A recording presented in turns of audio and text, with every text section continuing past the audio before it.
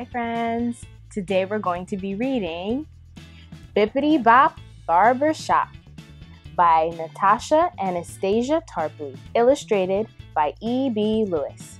Here we go! Bippity Bop Barbershop.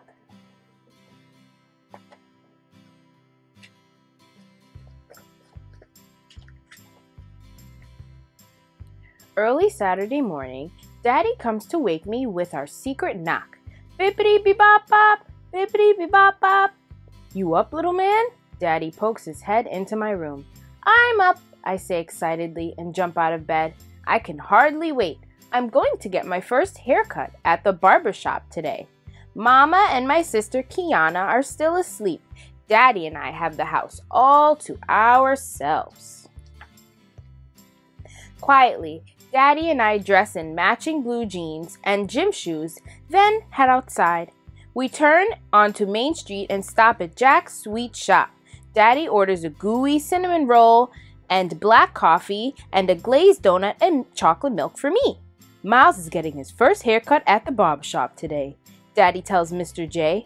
Is that so? Mr. J asks, leaning over the counter. I nod yes. This calls for a celebration. I'll make your milk a double. Mr. J pours chocolate milk into a tall cup. Be brave, little man, he says as he hands it to me. We eat as we walk. Up ahead, I see the green and yellow awning and the white letters on the window that say Seymour's Barbershop.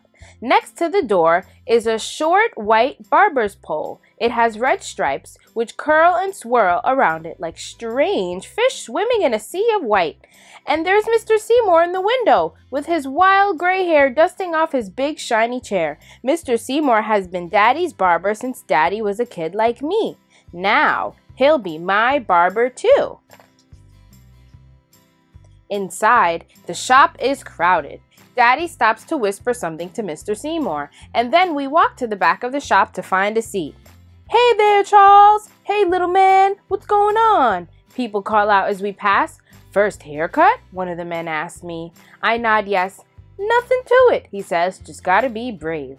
All these people are telling me to be brave, but I don't know exactly what they mean. What does brave mean, Daddy? I ask. It just means that you are not afraid, Daddy says. When we sit down, I practice being brave.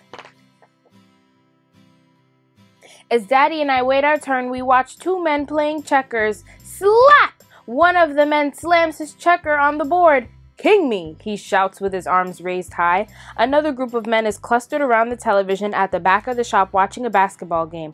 Come on, man, shoot the ball. What are you waiting for? Pass it, pass it. Foul! That was a foul. The ref must be blind. Whew, that boy can fly. One man cheers when his favorite player finally makes a basket. Jazz music, loud voices, and laughter blend with the buzz of clippers and the soft swish swish whisper of scissors skimming loose hairs from a freshly cut head. I look at the men in the row of chairs in front of me. I can see their faces in the long mirror that runs along an entire wall of the shop. The man in Mr. Seymour's chair is getting his head shaved.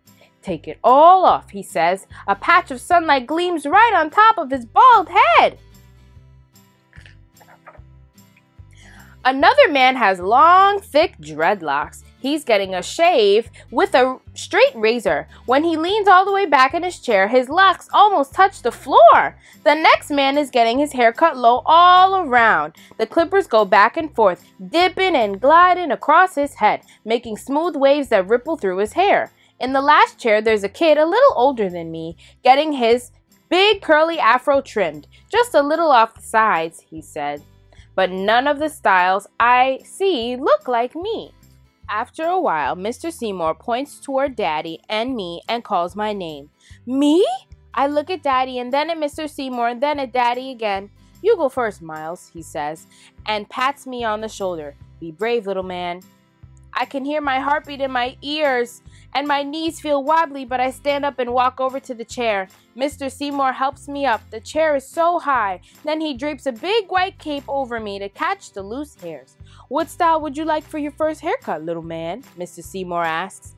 I shrug my shoulders. I don't know.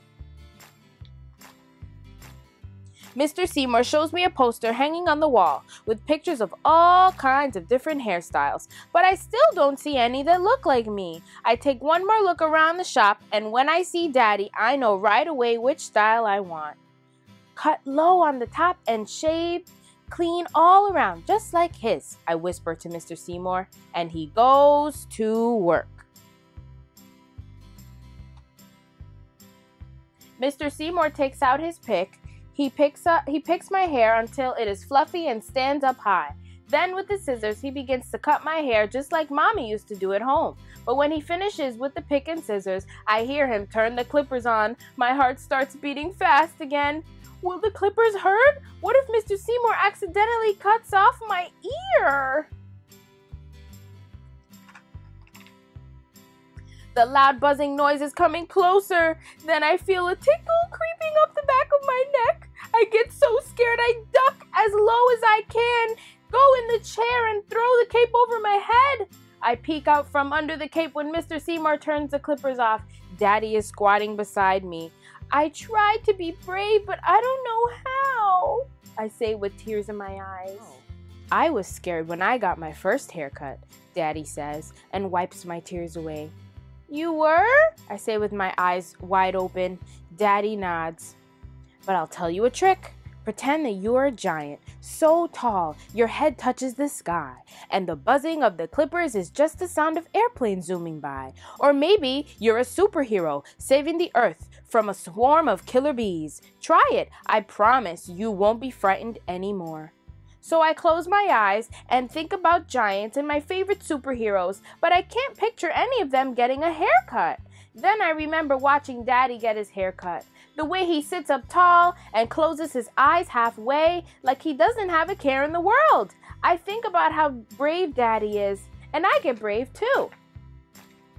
When Mr. Seymour turns the clippers back on, I imagine that I have Daddy's long legs and wide shoulders. I sit up straight like Daddy, though I still squeeze the arms of the chair tightly. And when Mr. Seymour is through, there is a brand new me staring back from the mirror. Mr. Seymour rubs a dab of sweet-smelling blue aftershave on my face and the back of my neck. It feels like a cool breeze. Then he dips a brush in powder and gently sweeps it over my head and neck. Daddy takes his seat in Mr. Seymour's chair, and when Mr. Seymour asks him how he wants his hair, Daddy says that he wants a haircut just like mine. Daddy wants to look like me. When Mr. Seymour is finished, Daddy and I smile at each other in the mirror. You sure we're not twins? Daddy asks, raising one eyebrow. On the way out, some of the other men in the shop hold their hands up high for me to give high fives. Looking sharp, man, they say. Guess I can't call you little man anymore. Miles, you're one of the big boys now, Mr. Seymour says, and shakes my hand. See you next time. I hum a happy, proud song as we leave Mr. Seymour's shop. Bippity bop, bippity beep bop bop. Daddy picks up the tune. We walk to the rhythm of our music. Two cool cats side by side. The end.